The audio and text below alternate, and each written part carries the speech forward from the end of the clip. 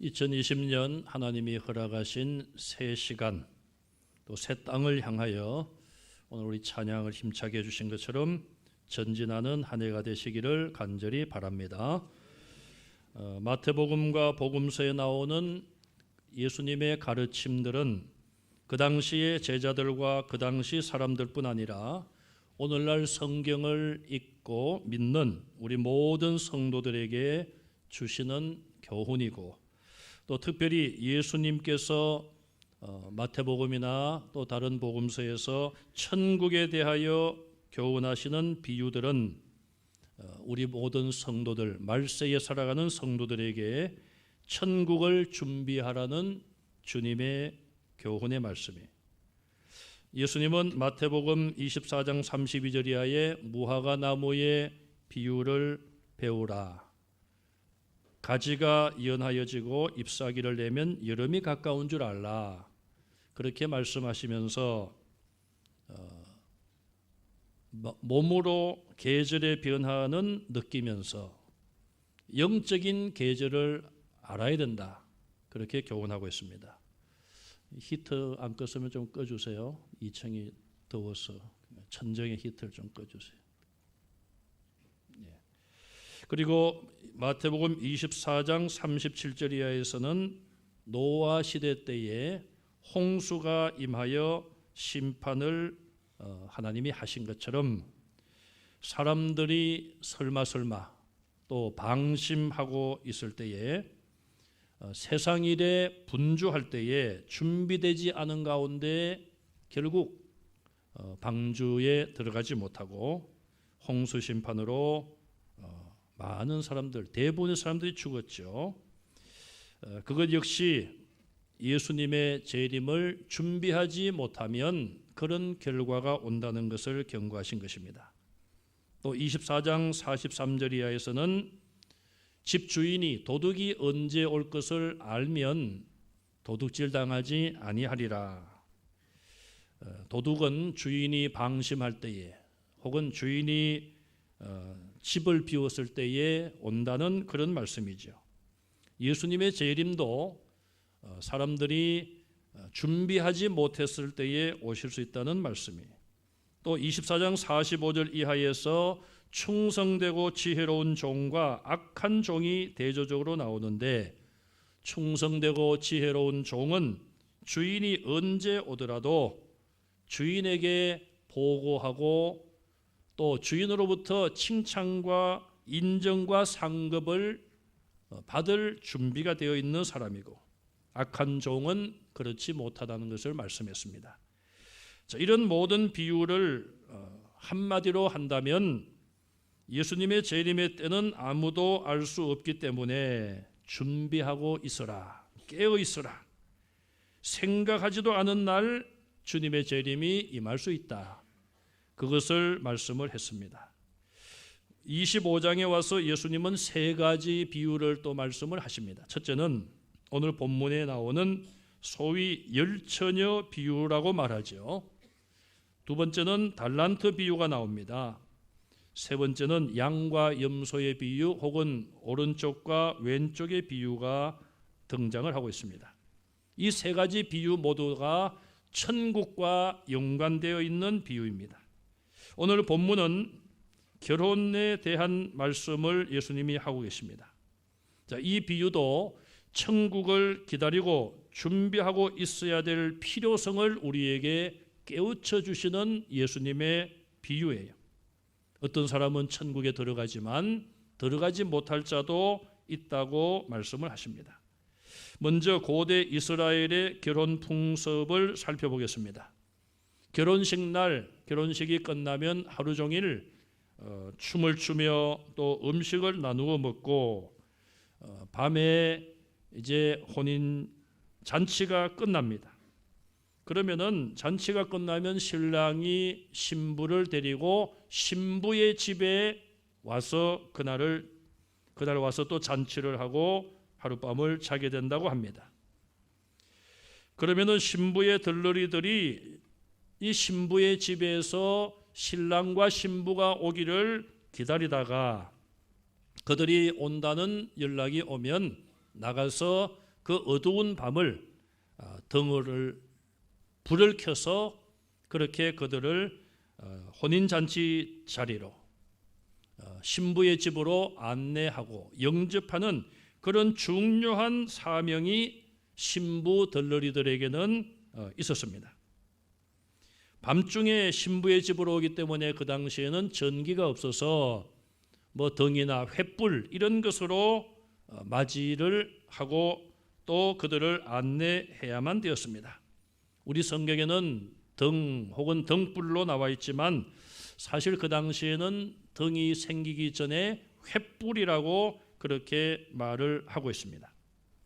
어쨌든 뭐 성경에 등이라고 했으니 제가 등이라고 말씀을 계속 드리겠습니다. 자, 이 등을 준비한 사람들은 잔치에 초청을 받고 나름대로의 사명을 받은 자들이, 그러나 잔치에 아예 초청받지 못한 자들은 등을 준비할 필요도 없는 것이죠. 이것을 오늘 우리에게 적용을 시킨다면 예수님을 믿지 아니하는 사람들은 예수님의 재림을 준비하지 않습니다. 그냥 인간이 죽는 것으로 다 끝난다 그렇게 생각하기 때문에 사실 죽음도 준비하지 않고 또 예수님의 재림도 믿지 않기 때문에 준비하지 않습니다. 그러나 저와 여러분들은 하나님 나라의 백성으로 천국 잔치에 초대를 받았고, 그래서 우리는 예수님 오실 그날을 위하여 등을 준비하며 살아가는 성도라고 볼 수 있습니다. 저와 여러분들은 성경을 통하여 예수님의 재림의 약속을 읽고 또 말씀을 듣기도 하고 우리의 머리에 인식되어 있기도 하고 이것을 마음으로 믿기 때문에 항상 예수님의 재림에 대하여 등을 준비해야 됩니다. 어떤 등인지 모르지만은 저와 여러분들 각자는 등을 하나씩 가지고 있는 거예요. 그래서 예수님이 언제 오시더라도 나는 내가 준비한 그 등을 가지고 예수님을 환영하고 영접해야 돼요. 그러면 예수님이 우리를 천국으로 인도하여 들어가십니다. 그러나 믿지 아니하는 자들은 아예 잔치에 초청받지 못했기 때문에 등도 준비하지 않고 있다. 그렇게 볼 수가 있죠. 오늘 본문의 비유의 말씀을 보면 첫째로 미련한 5 처녀와 또 슬기로운 5 처녀가 대조적으로 등장을 합니다. 왜 미련하다고 말씀을 할까요? 3절에 보면 등은 가졌지만 기름을 따로 준비 못하였기 때문에 그들을 미련하다고 말하고 있습니다. 그들은 자기들의 가진 등에 기름이 다하여 불이 꺼져 갈 때에 혹은 불이 꺼지면은 다른 기름이 없기 때문에 불을 다시 켤 수가 없습니다. 운전을 하신 분들은 언제 가장 큰 낭패를 당해 보셨습니까? 자동차에 연료가 떨어졌을 때, 한참 차를 운행하고 가는데 연료가 떨어졌을 때에 굉장히 당황하게 되죠. 저도 한 32년쯤 전에 부목사로 제가 사역할 때에 운전을 하다가 자동차에 기름이 떨어진 적이 한 번 있었습니다. 제가 지도하는 청년부 청년 한 명이 부산에서 결혼식을 해요. 토요일 날 결혼식 하기 때문에 저는 뭐 금요 기도회도 있고 해서 청년들과 함께 가지 못하고 청년들이 봉고차 한 차에, 그때만 해도 12인승 봉고차였습니다. 뭐 10명인지 11명인지 한 차 가득 타고 부산으로 갔어요. 저는 토요일 아침에 일찍 기차를 타고 가려고 잠을 자고 있었습니다. 한참 잠을 자는데 밤중에 12시가 넘은 것 같아요. 사택에 전화벨이 울렸습니다. 자다가 그런 전화가 오면은 누가 돌아가셨구나. 보통 그렇게 짐작을 해요. 그런데 받았더니 청년부 회장이 목사님, 우리 부산 가다가 고속도로에서 사고가 났습니다. 그래서 우리 지금 중간에 어느 병원에 다 와 있습니다. 제가 깜짝 놀랐어요. 자다가 말고 그냥. 그래서 빨리 준비를 해서 그때 교회에 아마 프라이드가 있었던 것 같아요. 프라이드를 몰고 혼자 가는 거죠. 제가 출발할 때는 뭐 이 정도면 거기까지 갈 수 있겠다. 기름이 충분하다고 생각을 하고 갔습니다. 그런데 여름철인지라 창문을 열 수도 없고 에어컨을 켰어요. 또 빨리 가고 싶은 마음에 과속을 했어요. 뭐 120km, 막 130km 이렇게 과속을 한 것 같아요. 한참을 가다가 이제 조금만 더 가면 되는데 갑자기 차가 속도가 떨어지는 거예요. 100km, 80km, 60km. 차가 왜 이러지? 악셀을 아무리 밟아도 안 나가는 거예요. 그래서 보니까 이 기름이 떨어지는 거예요. 그래서 비상등을 켜고 그냥 노견 한쪽으로 차를 세웠죠. 뭐 그때만 해도 차가 많지 않았고 또 새벽 밤중 1시, 2시에 차가 많겠습니까? 그래서 차를 세우고 보니까 휴게소가 멀지 않은 것 같아요. 그래서 제가 휴게소까지 걸어갔어요. 가서 쓰레기통을 뒤져가지고 플라스틱 용기 큰 거 2개를 찾았어요. 거기다가 기름을 사가지고 반대편으로 가는 차를 얻어 타고 그렇게 차에 기름을 넣고 시동을 켜서 휴게소까지 와서 기름을 넣은 적이 있습니다. 참 우리가 달리던 자동차에 기름이 떨어졌다. 참으로 난감하지 않을 수 없습니다. 요즘이야 뭐 전기가 밝아서 뭐 그냥 어두운데도 아주 밝게 그렇게 할 수 있습니다만은 옛날에 전기가 없던 그 시절에 기름이 없으면은 불을 켤 수가 없는 것이죠. 5명의 신부 들러리들은 등만 준비했지 여분의 기름을 준비하지 못했어요. 그래서 미련한 자들이라 예수님은 말씀합니다. 반면에 다른 5명은 등뿐 아니라 여분의 기름을 따로 준비해서 지혜로운 자가 된 것이죠. 성경이 말씀하는 어리석은 자, 미련한 자, 그것은 공부를 많이 못했다, 세상적인 지식이 부족하다, 그런 의미가 아니에요. 성경이 말씀하는 어리석다, 미련하다는 말은 하나님을 모르고 하나님을 믿지 않는 것을 말하는 거예요. 영적인 진리를 모르는 것을 미련하고 어리석다로 표현하며 그들의 최후는 영원한 멸망이에요. 반대로 성경이 말씀하는 지혜롭다고 하는 것은 공부를 많이 하거나 세상 지식이 많다는 의미가 아니라 하나님을 믿고 성경의 약속을 믿으며 영적인 이치, 구원의 이치를 깨닫고 구원의 길을 걸어가는 자들을 지혜롭다고 성경은 말씀하고 있습니다. 오늘 본문에서 어리석은 자들과 슬기로운 자들의 차이는 무엇입니까? 차이는 딱 하나입니다. 기름을 준비했느냐, 준비하지 않았느냐, 둘 중에 하나예요. 마태복음 22장 11절에도 예수님은 앞서서 임금님이 자기 아들의 혼인잔치에 사람들을 초대했습니다. 잔치가 막 시작되려고 하는데 임금이 와서 보니 예복을 입지 않은 사람이 한 사람이 있었습니다. 임금이 명령하여 예복을 입지 않은 자들을 내쫓으라고 명령을 내렸습니다. 저와 여러분들은 아는 분들의 결혼식에 갈 때에 가능하면 정장을 하고 예를 갖추려고 노력하지 않습니까? 자, 이처럼 준비할 것은 준비하는 것이 지혜로운 것이죠. 오늘 본문의 미련한 자들은 기름을 따로 준비 못하여 미련한 자들이 되었고 결국은 혼인잔치에 참여하지 못하게 되었고 자기 신부, 친구인 신부를 위하여 맡은 일들을 감당하지 못하게 되었습니다. 저와 여러분들은 기름을 준비하고 있습니까? 두 번째로 신랑은 예상보다 늦은 시간에 신랑의 일행이 도착을 했습니다. 본문 5절에 보면은 신랑이 더디 오므로 신랑뿐 아니라 신부와 함께 그 일행이 예상보다 늦게 온 것이죠. 지금 같으면은 전화를 미리 해서 핸드폰으로 우리가 이제 출발한다, 언제 도착한다 알려줄 수 있지만 옛날에는 그러하지 못한 것이죠. 기다리다가 이 신부의 들러리를 열 사람은 잠이 들었습니다.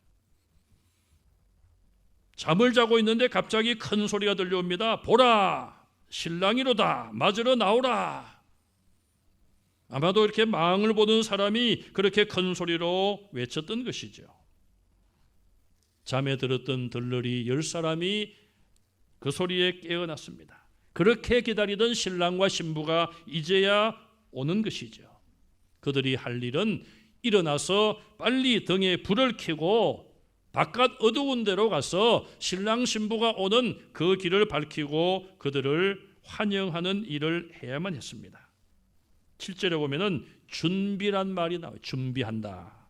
이게 코스메오라는 헬라어인데 정돈한다 그런 뜻도 있습니다. 자기 자신의 등불을 사용할 수 있도록 잘 준비하고 또 그들이 해야 될 일을 위하여 자기의 자리로 가야만 했습니다. 슬기로운 자들은 전혀 문제없이 여유 있게 기름을 부어서 불을 밝혔어요. 그러나 미련한 자들은 등불이 꺼져가고 있었습니다. 그들이 할 수 있는 일은 슬기로운 5 처녀들에게 우리에게 기름을 좀 나눠달라 그 요청밖에 할 수 있는 게 없었어요. 그러자 슬기로운 5명의 처녀가 이렇게 대답을 하죠. 나눠주면 우리와 너희가 다 썩기에 부족할까 하노라. 그러니 차라리 가서 기름을 사오라. 주고 싶지 않다는 이기적인 그런 발언이 아니라 그들의 말은 정말 지혜로운 말이었습니다. 실제로 신랑이 거기까지 오기에는 꽤 많은 기름이 필요했을 것입니다. 자, 이 슬기로운 자들은 자신의 생명과 자신의 사명과 자기의 가장 귀한 것과 연관된 그런 결정을 다른 사람에게 맡기지 않았어요. 자기 스스로 그것을 위해서 준비했습니다. 그러나 이 미련한 자들은 자신의 생명, 자신의 가장 귀중한 것, 자기가 해야 될 그 사명, 이 모든 것을 자기 스스로 준비하지 못하고 그 모든 결정을 결국은 다른 사람에게 요청하는 꼴이 된 것이죠. 기름을 좀 나눠달라. 그러나 그것을 받지 못하자 결국 혼인잔치의 기쁨과 친구의 그 혼인을 축하하고 자기가 맡은 사명을 감당할 수 없게 되었습니다. 미련한 자들은 뒤늦게 기름을 사러 달려갔다가 기름을 사서 돌아옵니다. 그러나 10절에 보면은 그들이 기름을 사러 간 사이에 신랑이 도착을 했고 사실 그 시간이 그렇게 긴 시간은 아니었을 것입니다. 그러나 시간적으로 그 때를 놓친 거예요. 우리말에 그런 말이 있죠. 버스 지나간 뒤에 손든다. 지금은 버스 정거장이 다 있습니다만은 옛날만 하더라도 그냥 시골 같은 데는 지나가는 버스 손만 들면은 세워주고 탈 수가 있었어요. 때에 늦은 것을 가지고 버스 지나간 뒤에 손든다 그런 말을 하는데 그 다음에 이런 말이 또 생겼죠. 버스 지나간 뒤에 손들었더니 택시가 서더라. 택시가 또 올 수도 있습니다만은 그러나 또 택시를 탈 수 있는 비용이 없다면은 또 못 타는 거죠. 그래도 어쨌든 버스 대신에 택시를 탈 수는 있을 것입니다. 그러나 만약 저나 여러분들이 비행기를 탄다. 비행기를 타고 제주도를 가거나 어디 외국 여행을 간다.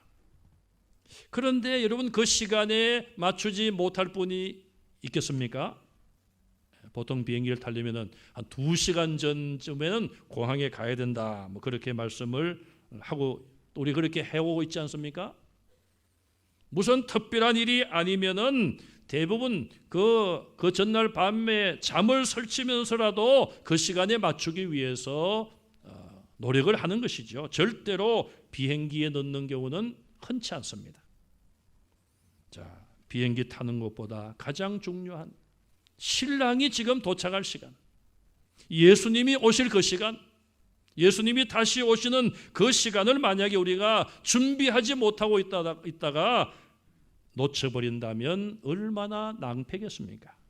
다시는 기회가 없는 거예요. 뭐 비행기는 놓치더라도 좀 돈을 좀 손해보고 다음 비행기를 탈 수 있을 거예요.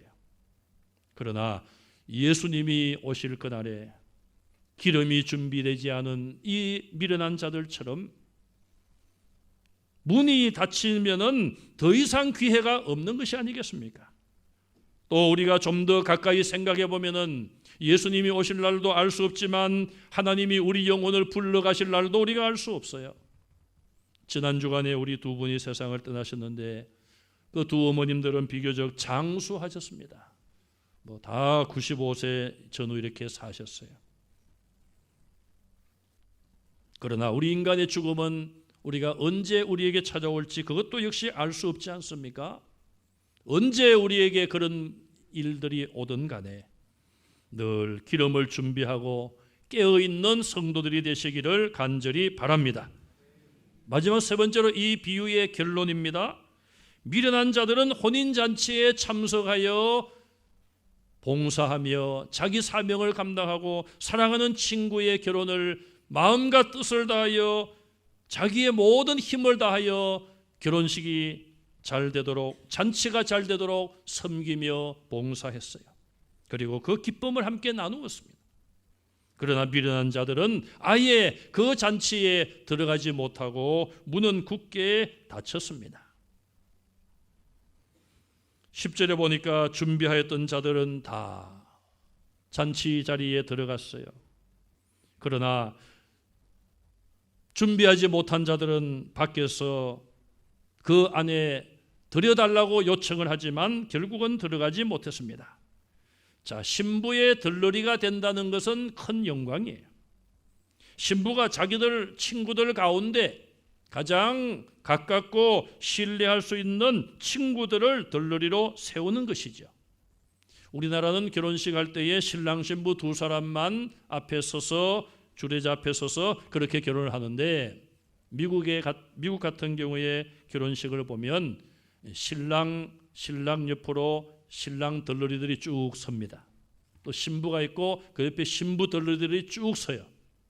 그래서 그들이 똑같이 신랑 신부와 똑같이 입장을 하고 결혼식 끝날 때까지 그 자리에 함께 있습니다. 이 신랑 신부들은 대부분 미혼자들이에요. 미혼자들. 그러니 이 화객들의 시선이 신랑 신부뿐 아니라 들러리들에게도 갈 수밖에 없겠죠. 어떤 경우는 들러리로 만나가지고 또 결혼한 경우도 있어요. 어쨌든 들러리가 된다는 것은 신랑과 신부의 신임을 받는 친구이기 때문에 뭐 영광으로 생각할 수도 있겠죠. 또 그런 선택을 받았기 때문에 그들은 신랑과 신부를 위하여 최선을 다하여 섬겨줘야 되는 것이죠. 그런데 준비를 하지 못했기 때문에 그 신의를 저버리고 사명을 감당하지 못했어요. 그러나 준비한 자들은 친구의 그 신임을, 그 신뢰를 그대로 만족시켜 주었고 자기들에게 주어진 일을 잘 감당했습니다. 저와 여러분들은 신부의 들러리가 아니에요. 예수님은 이 신부의 들러리를 우리 성도가 신부의 들러리다 그렇게 비유를 하신 것이 아니라 이 비유의 핵심은 준비를 했느냐 못했느냐 그것에 핵심을 두었기 때문에 예수님이 들러리 비유를 말씀하신 것입니다. 저와 여러분들은 신부의 들러리가 아니라 우리의 영적인 신랑인 예수님이 재림하실 그날에 예수님이 영적인 우리의 신랑이요 우리 모든 성도들은 예수님의 영적인 신부가 되어서 하나님 나라에서 혼인잔치의 신부로 참여할 줄 믿으시기 바랍니다. 천국에서는 결혼식 시집가고 장가들고 이런 게 없다고 예수님 말씀했어요. 그런 육신적인 개념이 아니라 영적인 개념으로 요한계시록에 보면 어린 양의 혼인잔치라고 말씀했어요. 어린 양은 예수님을 말하는 거예요. 예수님이 우리의 영적인 신랑이 되시고 우리 모든 성도들을 하나님 나라에 인도하여 예수님의 영적인 신부로 주님과 함께 영원히 천국에서 살아갈 것을 믿으시기 바랍니다. 예수님은 재림의 때에 대하여 말씀을 하시면서 두 가지를 특별히 강조하셨어요. 첫째는 재림은 도둑처럼 임한다는 거예요. 언제 도둑이 올지 모르는 것처럼 예수님은 언제 이 땅에 오실지 아무도 모르고 하늘의 아버지만 아신다고 예수님이 말씀했어요. 그러므로 여러분들이 미혹되지 마시기 바랍니다. 뭐 몇 년 몇 월 며칠에 예수님이 재림한다, 그런 모든 주장들은 다 헛된 것입니다.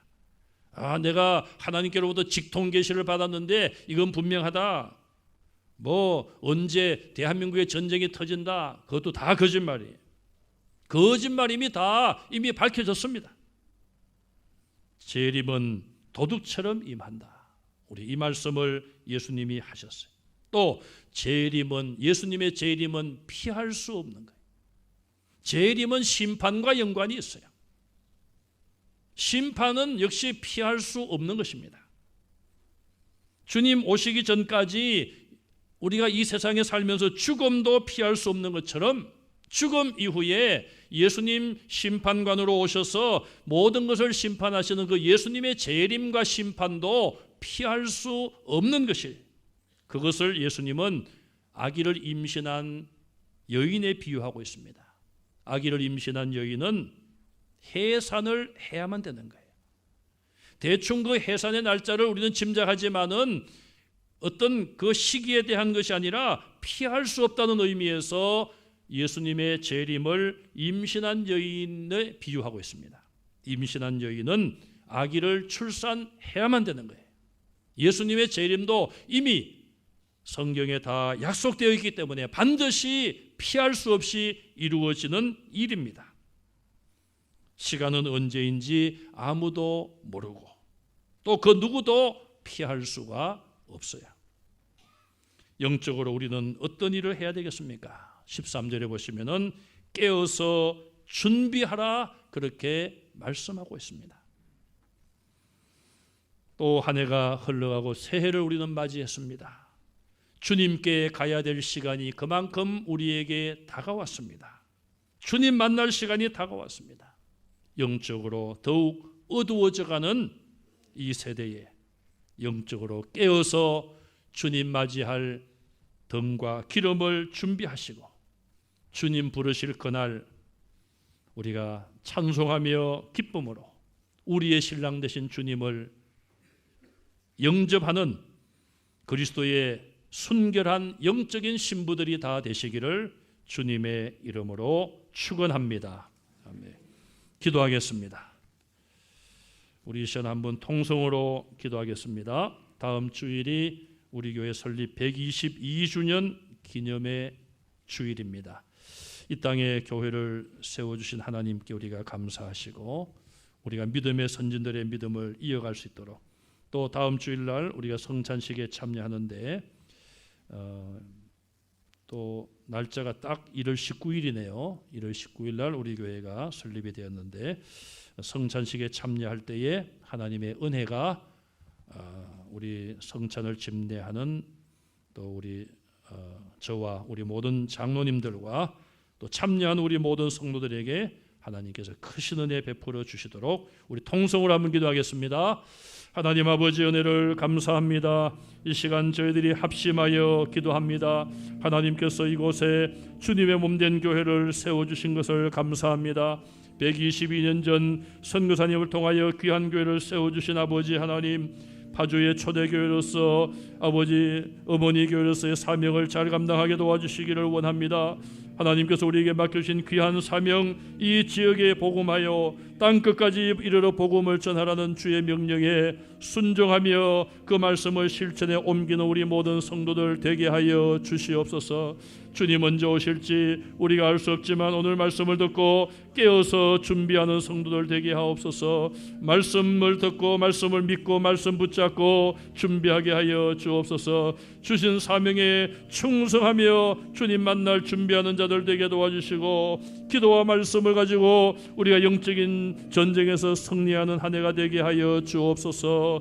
아버지 하나님, 또한 우리 이 나라의 민족을 불쌍히 보시고 우리 한국교회 모든 성도들이 자다가 깰 때가 되었음을 알게 하시고 시험에 들지 않도록 깨어서 기도하게 하옵소서. 우리의 기도가 이 민족을 살리게 하시고 우리의 기도가 이 민족을 복음화할 수 있도록 도와주시기를 원합니다.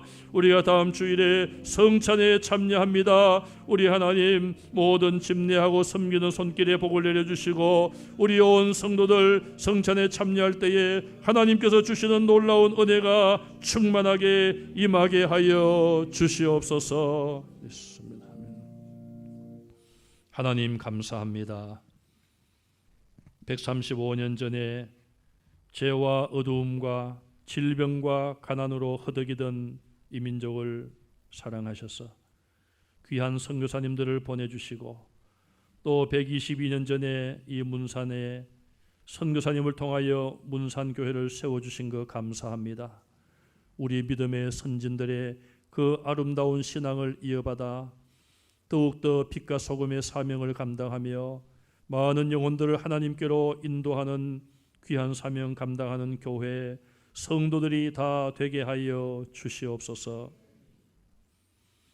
주님께 간절히 원합니다. 남과 북이 평화로워지게 하시고 하나님의 놀라운 기적적인 역사로 통일되게 하여 주셔서 무너진 교회를 다시 세우게 하여 주시옵소서.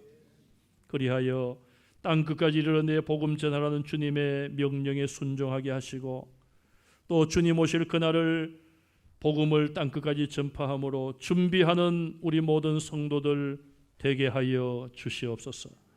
다음 주일 우리 교회를 세우신 하나님께 감사하며 우리가 또한 성찬에 참여합니다. 주님의 몸과 피를 먹고 마십니다.